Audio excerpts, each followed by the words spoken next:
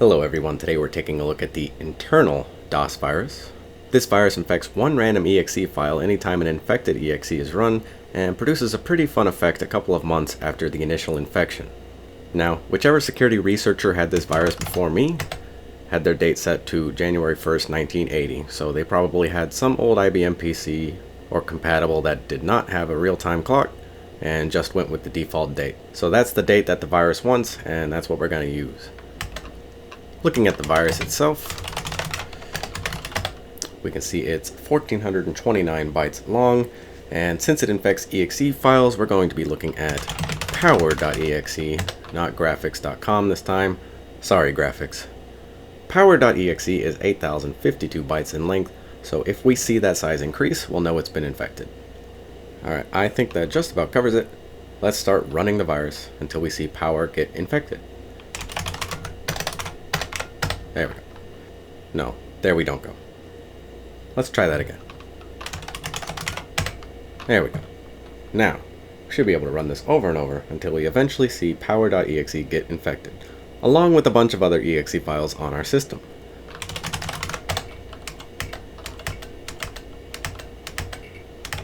So every now and then you'll hear the click of the hard drive as it writes to a new exe file.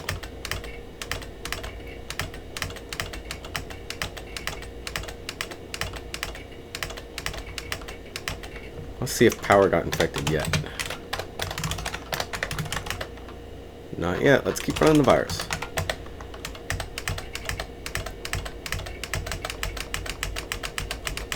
Alright, I've been running internal over and over for about a minute.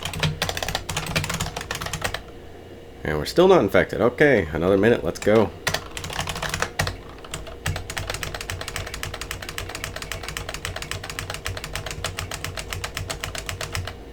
Okay, now, there we go. Now we can see internal has infected power, which has grown in length to 9,445 bytes, as the virus code is now present in this exe file.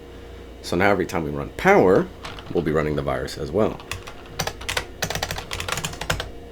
So we still see Power Manager not installed, but we now know it's also running internal as well as power. So let's get to the fun part. We're going to reset and change the date. So we'll just make it 1/1/1994. Why not? Anytime that's at least a couple months after the original infection. And I don't need to restart, but I'm going to so you can hear the seek test.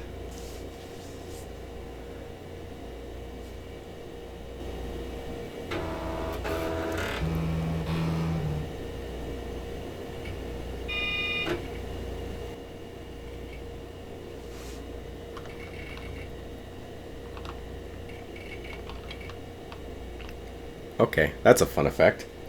So, as the computer attempted to run my program, which changes the DOS refresh rate to 60 Hz so that it looks nice on the camera, apparently that got infected with internal as well, and here is the effect. I didn't expect to see it quite so soon, but here it is.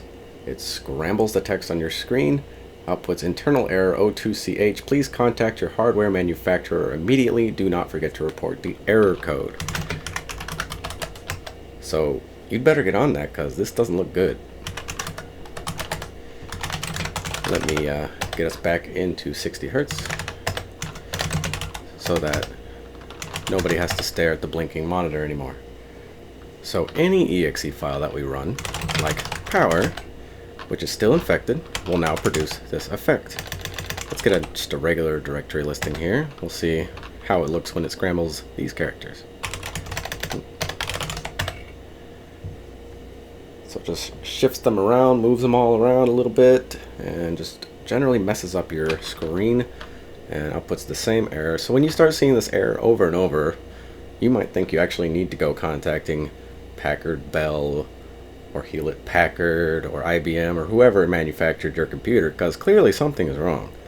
The fun part of this virus, too, is that after you see this message from any infected program, it removes the virus.